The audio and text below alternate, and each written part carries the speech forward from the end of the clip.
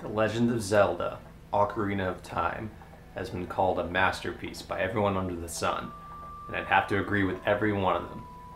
What else is there that we could say about the Ocarina of Time that hasn't been said by every gaming magazine and website and video game reviewer on the internet? It's just a great game. It's also out there. It's been released in re-releases, in updated versions for the DS, in versions for the GameCube, which featured the Master Quest that you can only get in Japan previously. It's out there, we played it, we loved it. So I think me and AJ are going to talk a little bit about our personal experiences with the game. Here's AJ. One of the important things about Ocarina of Time is its historical content. As we all know, we cannot move forward to the future unless we know where our past is. Case in point. One time when I was hanging out with a friend of mine, we were babysitting his little cousins. I was conversing with him when he mentioned something about video games. We got into a brief discussion with a couple of them. And one of them asked my friend rather, he came back and he told me that he had failed as a cousin. I asked him why.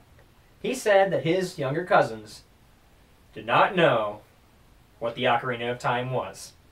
Adult conversation stopped at that, and I was in total video game mode. What I remember most about Legend of Zelda were just the little moments, the boss fights, the difficult dungeons, the character moments that really made it a unique experience. Like, I remember being able to save Lon Lon Ranch from the stupid dude who had taken it over and freeing Epona from his grasp. I remember the creepy Zora princess that was a little obsessive about you and got even creepier looking as a semi-attractive, semi-weird looking adult. I remember going back to the village and seeing it burning as the evil took its force against it. Ocarina of Time's use of music was also amazing, and created many songs that we remember easily to this day. I just pulled that one out of my memory. And now I get a horse. Yeah! I remember the water temple just being so difficult, and finally figuring out, I don't know if I used a guide or not. I'm gonna say I didn't. But finally figuring out that in the middle column there was a key down there which you had to get underneath and get, and then everything was fine. I remember Shadow Link in that water temple being a little bastard and countering every thrust I gave him.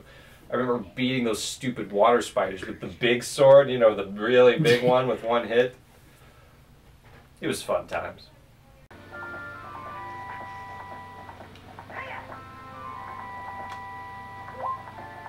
In the end, Ocarina of Time was such a memorable adventure that just like Mario 64, it would be hard for Nintendo to make a follow-up that the fans really appreciated until years later. But we'll talk about that in the weeks to come.